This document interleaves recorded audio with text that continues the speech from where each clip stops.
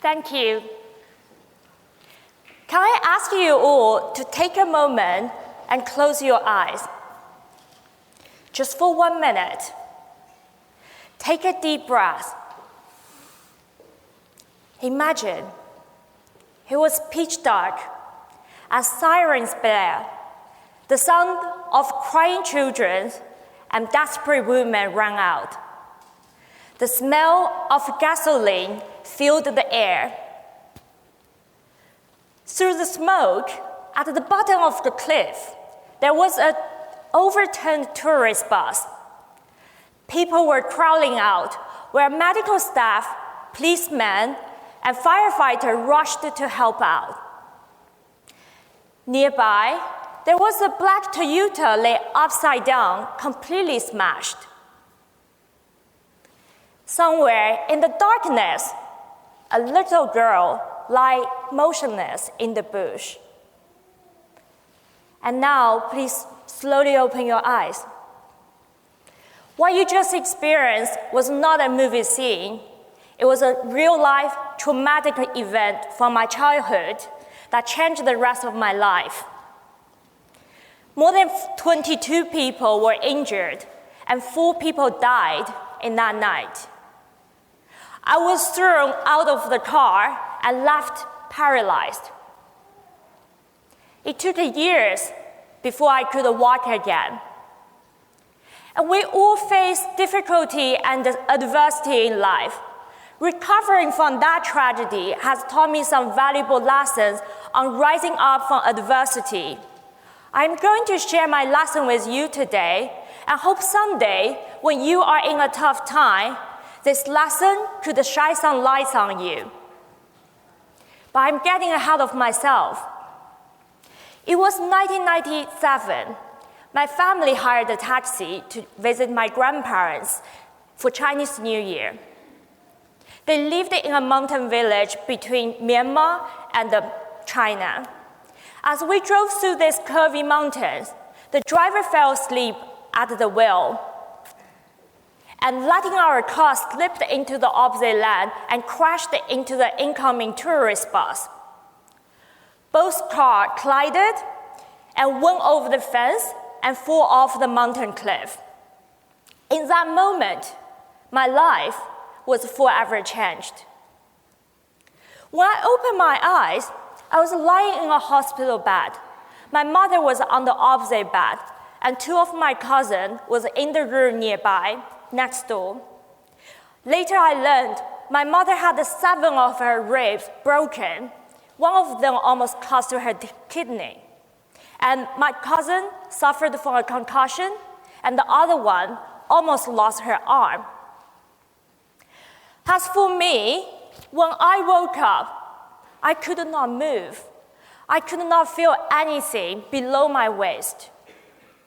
And the doctor came and told my dad that I had a brain injury. Both my legs were severely broken. I was not going to walk again. And he said, "I'm sorry, but she is paraplegic." Boom. To a 5-year-old girl, what the doctor said there was a life sentence. My life hasn't started yet. I could not imagine lying on a bed or sitting on a wheelchair for the rest of my life. But today, I'm standing in front of you on my feet. I probably are shorter than most of you, and I still have fears sitting in the front row of any car. But as you can see, I regained my ability to walk again. And what's more, I have gone on to live a life that I would never ever anticipate when I was 5. So what happened between now and then? On that bed, one day I cried to my dad, complaining how unfair the life has treated me. That's when he showed me some lessons that changed my view. His words has planted the seed in my mind and grown into a belief that life doesn't take excuses. Because I am alive, everything is possible. So the first lesson he taught me was simple. You are not alone. When we face difficulty, it's very common for us to resent our luck. As the days and weeks after the accident, the mental pain set in. I questioned, why me? How unlucky I become the victim of someone else's mistake? And throughout my whole long rehabilitation, kids often making fun at how funny I walk. And I remember asking, what have I done wrong to deserve this? But take a moment to think. Have you ever lost someone you truly loved, struggled with health issues, or suffered or have to deal with a career setback, or failing at a big exam? The truth is we all have suffered or are going to face tragedy or trauma in our life at some point. No one gets a pass card, and no one is alone in it. Knowing that really helped us stop feeling helpless or powerless in this circumstance, and that gives you the power to change the situation. And that leads to my second lesson. How we choose to respond to this situation have a significant impact of our personal growth and success. Have you ever noticed when things don't go our ways, we tend to look for external reasons? Many of us would blame other people or the situation for our own misfortunes. When we're doing that, we're subconsciously taking a victim mindset. We hear people say, I can't help it, it's not my fault. The system is unfair, and I can't change it. When we keep telling ourselves things like this, we are reinforced that we have no control over the situation. And that tendency often comes from our want to avoid confrontation with other people, but more importantly, with ourselves. While I was lying on that bed, I blamed my situation for the driver's carefulness. If he had enough sleep or drank a can of Red Bull, the accident may not ever happen. I blamed myself and blamed my family for choosing the wrong drivers, thinking if we have hired someone who's more responsible, I would not have lying here. But complaining the situation or blaming other people give away the power to take responsibility of our own actions and make positive changes. After that accident, the driver was convicted of reckless driving. My family was asked to go to the trial to see him. At that moment, I could not imagine to confront someone who almost killed your whole family. Well, life sometimes throws you a curveball unexpectedly. Years later, I bumped into this driver on the street after he was released. He doesn't remember me anymore at all, as I have grown up. But I do vividly remember his face for more than 20 years. You can imagine the feeling I have been holding against him. I approached him and greeted him with a calm, genuine question. Hello, how have you been? In that moment, I felt peace in my heart. I knew by forgiving him, I gave myself the space to focus on my own mental well-being. In that moment, I knew I gave myself permission to move on. And when we are ready to forgive, that is when we are taking control and free to move forward. It's true, every adversity, trauma is valid. When we hold anger, despair, or hatred in ourselves, they rebound to all quarters. But when we have peace and joy, our peace and joy will radiates throughout the whole cosmos. And that is the key, taking control of your feeling and taking responsibility of your own actions and seeking help when needed. And then we can start to move beyond the victim mentality and find ways to cope with adversity. And that comes with my third lesson my dad taught me. The language we use to describe our experience not only conveys meanings to the definition they have, but often they also have a deeper, under-the-surface condemnation that define the people who are described by them. When the doctor said I was not going to walk again, when he described me as a paraplegic, when people come to me and say, I'm sorry this happened to you, I believe all their good intention, but the words they use described me as a victim. That became my reality.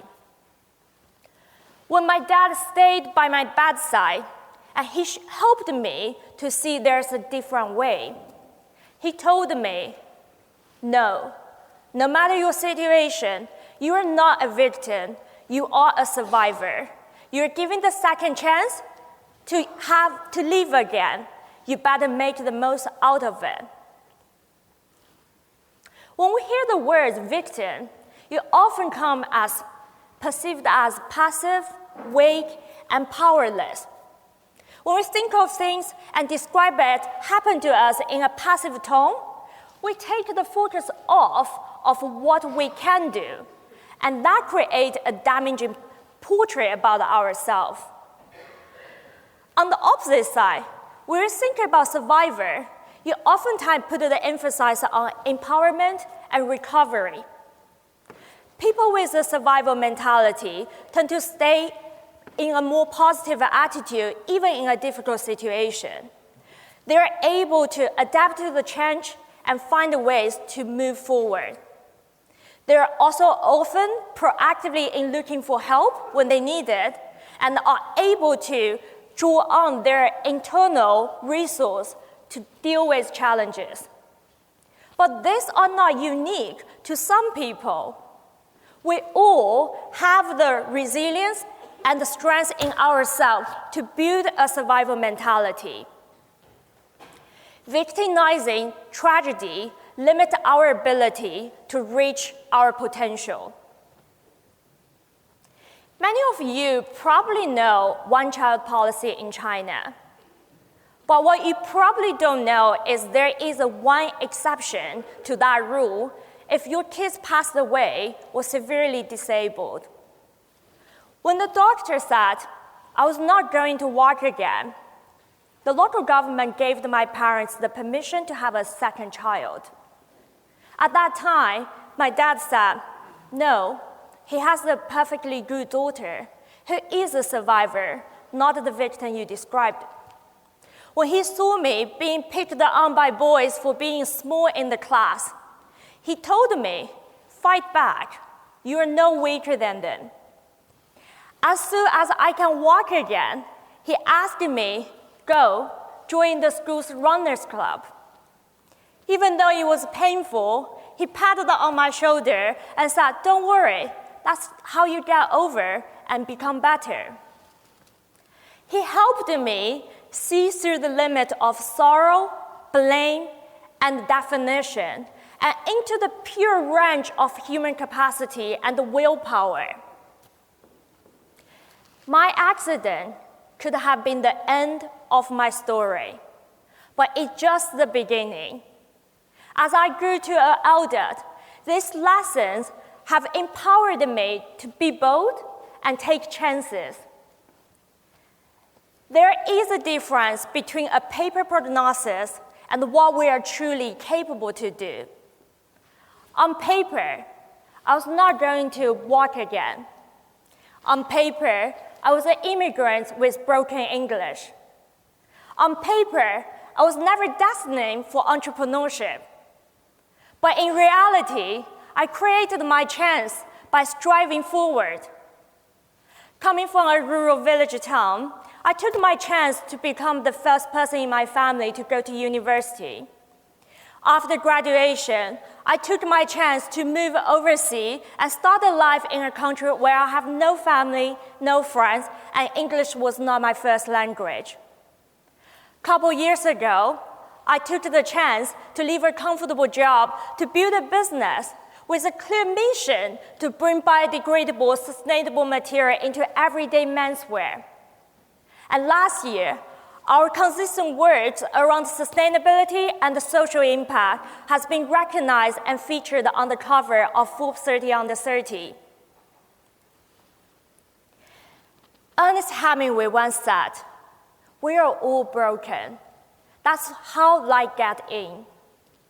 We're all facing tragedy and the difficulty in life. And every experience is real and valid and relative to every single person. But the question is not about if you are going to face difficult. However, it's all about what are you going to do when the time arrives. We have a saying in Chinese goes as 事在人为. It translates as all things depends on human powers. And the underlying of this phrases means the outcomes of any events is decided by the decision and the choices of an individual, not luck, not fate. So when you are going through a tough time or face a challenge next time, remember you have the power to choose how to respond. You have the strength and resilience in yourself to overcome adversity and reach your full potential. And you are not alone in it. We all have our own struggle. We cannot predict when a tragedy or trauma comes. But don't forget, our human capacity to overcome adversity is like bamboo, far stronger and more flexible than you ever believed at the first glance. And thank you.